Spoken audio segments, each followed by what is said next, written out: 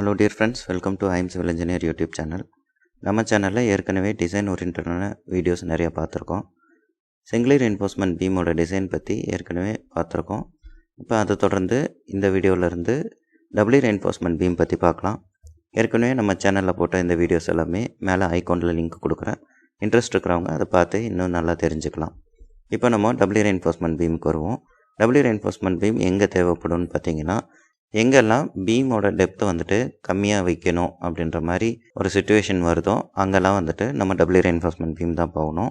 எங்கெல்லாம் double reinforcement தேவைப்படுதுன்றதை பற்றியும் ஒரு வீடியோ நான் போட்டிருக்கேன். அதுக்கான லிங்க்கும் மேலே ஐகானில் நான் கொடுக்குறேன்.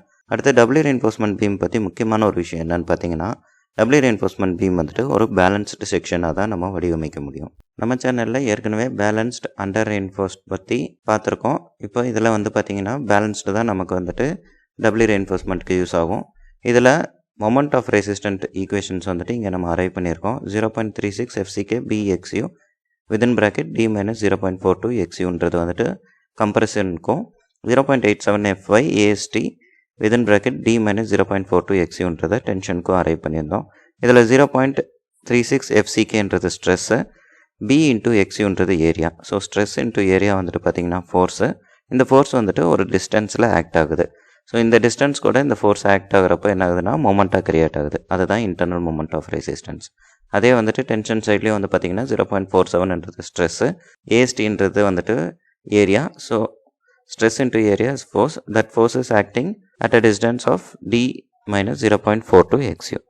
ஸோ இந்த ரெண்டுமே வந்துட்டு ஈக்குவலாக இருக்கணும். இந்த டென்ஷன் சைடில் இருக்கக்கூடிய இந்த இன்டர்னல் மொமெண்ட் ஆஃப் ரெசிஸ்டன்ஸும் கம்ப்ரெசிவ் சைடில் இருக்கக்கூடிய இதுவுமே ஈக்குவலாக இருக்கிற பட்சத்தில் தான் இந்த பீம் வந்துட்டு ஈக்குலிபிரியம் கண்டிஷனில் இருக்கும். இந்த ரெண்டு ஃபார்முலாவில் ஏதோ ஒரு ஃபார்முலாவில் இன்டர்னல் மொமெண்ட் ஆஃப் ரெசிஸ்டன்ஸ் வந்துட்டு நம்ம கண்டுபிடிக்கணும். அந்த இன்டர்னல் மொமெண்ட் ஆஃப் ரெசிஸ்டன்ஸ் வந்துட்டு எக்ஸ்டர்னலாக வரக்கூடிய மொமெண்ட், அதாவது பெண்டிங் மொமெண்ட்டுக்கு வந்துட்டு ஈக்குவலாகவும் அதிகமாக இருக்கிற பட்சத்தில் தான் இந்த பீம் வந்துட்டு சேஃபாக இருக்கும். இதுதான் பேசிக் கான்செப்ட். இப்போ டபுள் ரீஇன்ஃபோர்ஸ்மெண்ட் பீமுக்கு ஒரு சின்ன எக்ஸாம்பிள் பார்க்கலாம். எக்ஸ்டர்னலாக வந்துட்டு வரக்கூடிய பெண்டிங் மொமெண்ட் வந்துட்டு 100 kN வருதுன்னா, நமக்கு பீமோட டெப்த்து குறைக்கிறப்போ இன்டர்னல் மொமெண்ட் ஆஃப் ரெசிஸ்டன்ஸ் வந்துட்டு 80 kN தான் வருதுன்ற மாதிரி ஒரு அசம்ஷன் வச்சுக்குவோம்.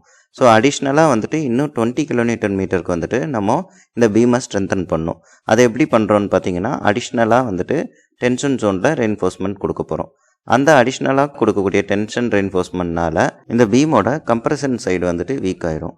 அப்படி வீக் ஆகாமல் இருக்கிறதுக்கு அந்த கம்ப்ரெசிவ் ஜோனில் நம்ம அடிஷ்னலாக ரெயின்ஃபோர்ஸ்மெண்ட் கொடுப்போம். அப்படி கொடுக்குற பட்சத்தில் தான் இந்த பீம் வந்துட்டு டபுள் ரீஇன்ஃபோர்ஸ்மெண்ட் பீமாக மாறும். இப்போ இதை நான் பிக்டோரிக்கலாக காட்டுறேன். இப்போ இந்த பீம் வந்து பார்த்திங்கன்னா டெப்த் D1 இருக்குது. இந்த D1 டெப்த்தில் இருக்கக்கூடிய பீமோட மொமெண்ட் ஆஃப் ரெசிஸ்டன்ஸ் வந்துட்டு 100 kN இருக்கும். ஸோ இந்த இடத்துல வந்து பார்த்திங்கன்னா நான் ஏற்கனவே சொன்ன அதே ஃபார்முலாவில் தான் வந்துட்டு மொமெண்ட் ஆஃப் ரெசிஸ்டன்ஸ் கால்குலேட் பண்ணுறோம். இப்போ நம்ம பீமோட டெப்த்தை வந்துட்டு D1லேருந்து D2 குறைச்சிட்றோம். அப்போ என்ன ஆகும்னு பார்த்தீங்கன்னா, இந்த D2 டெப்த்துக்கு இருக்கக்கூடிய இந்த பீமுக்கு சிங்கிள் ரீஇன்ஃபோர்ஸ்மெண்ட் பீமாக வந்துட்டு வடிவமைக்கிறோம் முதல்ல. அப்போது அந்த சிங்கிள் ரீஇன்ஃபோர்ஸ்மெண்ட் பீம் வந்துட்டு பார்த்திங்கன்னா 80 kN வந்துட்டு மொமெண்ட்டை வந்துட்டு தாக்கு பிடிக்கும். ஸோ அதில் வரக்கூடிய ஏரியா ஆஃப் ஸ்டீல் வந்துட்டு ASTன்னு சொல்கிறோம். அப்போ பேலன்ஸ் எவ்வளோ மொமெண்ட் இருக்குதுன்னு பார்த்தீங்கன்னா 20 kN இருக்குது. அந்த 20 kN அடிஷ்னலாக வந்துட்டு நம்ம ரெயின்ஃபோர்ஸ்மெண்ட் கொடுக்குறோம். அதை தான் AST2 அப்படின்னு சொல்கிறோம். ஸோ டோட்டலாக இங்கே வந்துட்டு வரக்கூடிய ரெயின்ஃபோர்ஸ்மெண்ட் வந்து பார்த்திங்கன்னா ஒரு சிங்கிள் ரெயின்ஃபோர்ஸ்மெண்ட் பீமோட AST, அடுத்தது அடிஷ்னலாக ப்ரொவைட் பண்ணக்கூடிய AST2.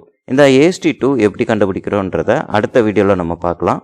இப்போ கான்செப்ட் ஓரியன்டாக வந்துட்டு பார்க்குறப்போ AS2னால என்ன ஆகுதுன்றதை இப்போ பார்க்கலாம். ஒரு பீம் எடுத்துட்டோம்னா கிராவிட்டி லோடிங்கில் இருக்கிற பட்சத்தில் பாட்டம் சைடு வந்துட்டு சாகிங், அதாவது டென்ஷனில் இருக்கும். டாப் சைடு வந்து பார்த்திங்கன்னா ஹாகிங், கம்ப்ரெசிவில் இருக்கும். இப்போ டென்ஷன் சைடில் போதுமான அளவுக்கு நம்ம ரெயின்ஃபோர்ஸ்மெண்ட் கொடுத்துட்டோம். இப்போ இந்த போதுமான அளவுக்கு கொடுத்துருக்கக்கூடிய ரெயின்ஃபோர்ஸ்மெண்ட் வந்து பார்த்திங்கன்னா நான் ஏற்கனவே சொன்னேன், tension and compressive side forces ஈக்குவலாக இருக்கிற பட்சத்தில் தான் வந்துட்டு இந்த பீம் வந்துட்டு ஈக்குலிபிரியத்தில் இருக்கும். ஸோ இங்கே டென்ஷன் சைடில் வந்துட்டு அதிகமாக ரெயின்ஃபோர்ஸ்மெண்ட் கொடுத்து அதிகமான ஃபோர்ஸை கிரியேட் பண்ணிட்டோம்.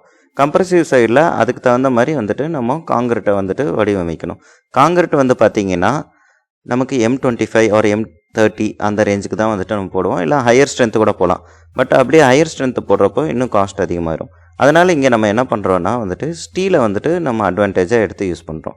ஸோ இப்போ இங்கே ஸ்டீலை வந்துட்டு நம்ம போடுறப்போ என்ன ஆகும்னு பார்த்தீங்கன்னா, இந்த கம்ப்ரெசிவ் சைடில் வந்துட்டு அடிஷ்னலாக இந்த ஸ்டீல்னால் ஒரு ஃபோர்ஸ் கிரியேட் ஆகி அது இந்த AST2க்கு பேலன்ஸ் ஆயிரும். இப்போ நம்ம இங்கே AST2 கொடுத்துருக்கோம். அந்த AST தான் மேலேயும் வரும்ன்ற மாதிரி இருக்காது. என்ன காரணம்னு பார்த்தீங்கன்னா இங்கே வந்துட்டு கம்ப்ரசிவ் சைடு. இந்த கம்ப்ரசிவ் சைடில் ப்ரிடாமினன்ட் மெட்டீரியல் வந்துட்டு காங்கிரீட். இந்த காங்கிரீட் எவ்வளோ ஸ்ட்ரெயின் ஆகுதோ அதுக்கு ஈக்குவலாக தான் இந்த ஸ்டீல் வந்துட்டு இங்கே ஸ்ட்ரெயின் ஆகும். ஸோ அந்த ஸ்ட்ரெயினுக்கு ஈக்குவலண்ட்டான வேல்யூவை தான் எடுத்து நம்ம இங்கே ஸ்டீலுக்கு ஏரியா ஆஃப் ஸ்டீலை வந்துட்டு அரைவ் பண்ணுறோம். அப்படி வரக்கூடிய ஏரியா ஆஃப் ஸ்டீல் தான் வந்துட்டு பார்த்திங்கன்னா area of steel due to compression. இது ஏஎஸ்சின்னு நம்ம ரெப்ரசென்ட் பண்ணுறோம். இது எதனால் நமக்கு கிடச்சிருக்குன்னு பார்த்தீங்கன்னா எஃப்எஸ்சி, அதாவது ஸ்டீலோட ஈல்டு ஸ்ட்ரென்த் இல்லாமல் கம்ப்ரெசிவ் ஸ்ட்ரென்த்தை எடுத்திருக்கோம். ஸோ அதனால் இந்த எஃப்எஸ்சி, AST2 அண்ட் ஏஎஸ்சி இது 3 தான் இந்த வீடியோவில் நான் சொல்லக்கூடிய கான்செப்ட். இது எப்படி அரைவ் பண்ண போகிறோன்றதை அடுத்த வீடியோவில் பார்க்கலாம். இங்கே முக்கியமான விஷயம் வந்து பார்த்தீங்கன்னா டென்ஷன் சைடில் வந்துட்டு FI ஈல்ட் ஸ்ட்ரென்த் எடுத்திருக்கோம். ஆனால் கம்ப்ரசிவ் சைடில் வந்துட்டு ஸ்டீலோட ஸ்ட்ரென்த் கால்குலேட் பண்ணுறதுக்கு FSC, அதாவது கம்ப்ரசிவ் ஸ்ட்ரென்த்தை எடுத்திருக்கோம். அதை பேஸ் பண்ணி ASC வந்துட்டு கால்குலேட் பண்ணுவோம். ஸோ இந்த வீடியோ இவ்வளோ தான். அடுத்த வீடியோவில் இது இன்னும் கொஞ்சம் தெளிவாக இது ஃபார்முலாஸோட அரைவ் பண்ணி AST2 எப்படி கொண்டு வரன்றதை பற்றி பார்க்கலாம். அதுக்கு அடுத்தடுத்த வீடியோஸில் ASC அப்புறம் FSC பற்றியும் பார்க்கலாம். இதெல்லாமே நமக்கு தெளிவாக தெரிஞ்சிருச்சுன்னா அடுத்தது நம்ம டபுள்யூ ரெயின்ஃபோர்ஸ்மெண்ட் பீமை வந்துட்டு டிசைன் பண்ணுறதுக்கு ரொம்ப ஈஸியாக இருக்கும். அதனால் நம்ம சேனலோட இணைந்திருங்க. நன்றி.